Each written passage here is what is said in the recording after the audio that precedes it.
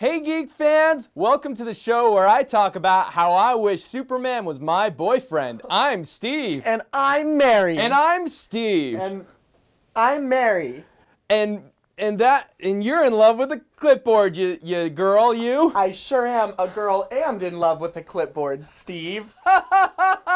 Man, I feel so huge in my giant shirt. And I feel so cool because I'm a girl on a geek show. Yeah. Yeah. I've never played a video game in my life. I've never been touched. Hey, Saby, have you seen my tie?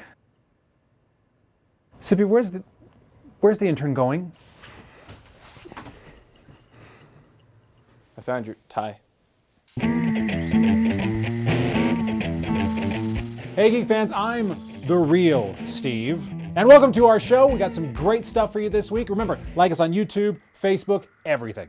So let's start out with our Week in Geek. The Walking Dead is used to killing off some of its biggest leads, but this is a big one. Andrew Lincoln has announced he will be leaving the show in the upcoming 9th season. The big question is now, who is going to fill the sheriff's shoes when he's gone? The crossbowing hillbilly? T'Challa's bodyguard? Maybe Bruce's dead dad? Who knows? But we all know when the main character decides to leave the show, it's always going to work out for the best.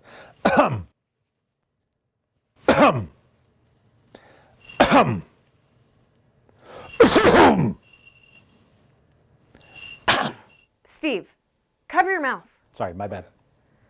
Woody Harrelson has revealed that his role in the upcoming Venom movie will be minor, but that he'll have a much bigger role in the planned sequels.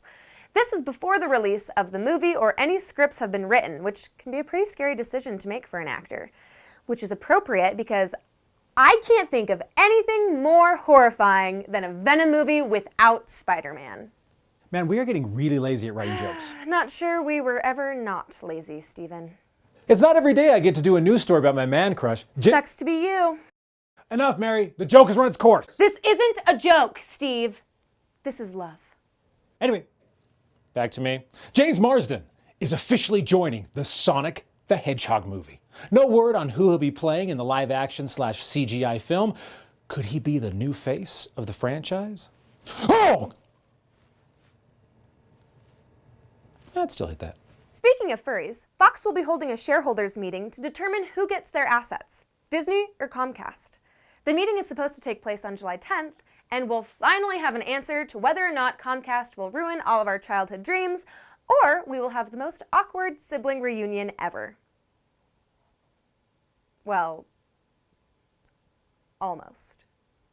The leak we reported on 2 weeks ago has been confirmed, marking the first time in history we've ever reported on something that actually happened. Pokemon Let's Go, Pikachu and Eevee editions will be heading to the Nintendo Switch. The game is taking players back to Kanto with either Pikachu or Eevee as your character's starting Pokemon. The catching Pokemon mechanic seems to work exactly like it does in the mobile game Pokemon Go. However, this game will not count as the next core RPG in the franchise. The game will be released November 16, 2018. That's pretty soon. Can you believe it? How dare you? You know, Chris would be absolutely ashamed of you. Who do you think you are? I am going to keep reporting, and I want you to sit there and think about what you've done. E3 is almost here, and gamers are ready. The Electronic Entertainment Expo will take place June 12th through the 14th at the Los Angeles Convention Center. Preceding the big event, EA will have their press conference on June 9th, Microsoft, Bethesda, and Devolver Digital on June 10th, Square Enix, Ubisoft, PC Gaming Show, and Sony on June 11th, and Nintendo will have one of their infamous directs on June 12th. There's a lot to be excited for, and nobody on our team is more jazzed than Sippy. So much so that he made me use the word jazzed to describe how he feels about this. So now we're going to turn it over to him for our E3 preview. Oh, hello everyone, Sippy here. E3 is coming up. We've already been hit with a ton of previews and leaks. I'm looking at you, Ubisoft. You guys gotta put a tighter lid on that. I mean, this is embarrassing. But chances are you guys already know about all that stuff. And if you don't, go to an actual news site. I mean, at what point did you think we had any actual credibility? Need I remind you that my reaction to the first Venom trailer was an interpretive dance? But you know what we are really good at? Predictions with no factual basis, which is why I've got my old Idiot Box buddies, Colin, and Justin to help me out with some E3 predictions. Let's get started with number 1, a Super Smash Bros. Showcase for the Nintendo Switch. Back in March, Nintendo announced that Super Smash Bros. Would be coming onto the Switch this year. And in this reveal, we learned that the Inklings are now joining the fray. I would put money that we're gonna get a hard release date from Nintendo at E3 this year. Plus, good chance of maybe revealing some new characters. Rayman. The Arms Guy? Springman? One of the Guardians from Breath of the Wild. Professor Oak! Professor Oak?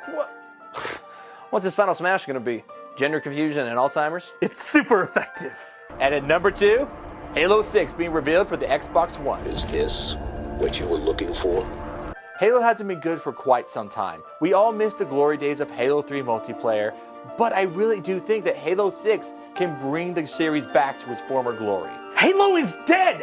Nothing can bring it back! And at number 3, Sony takes us back. We'll take it home for that.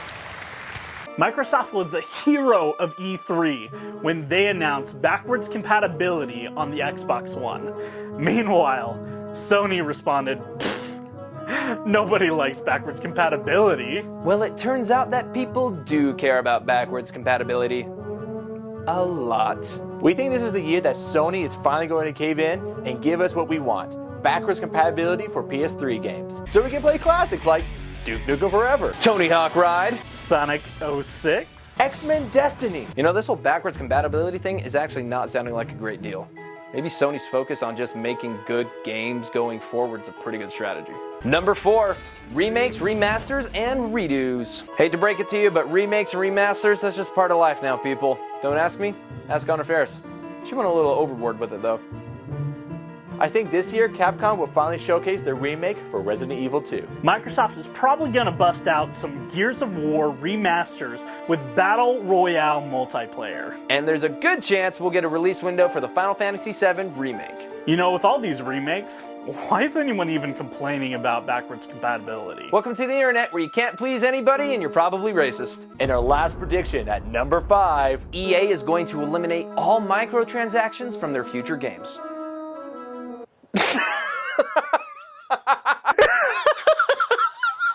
I did it!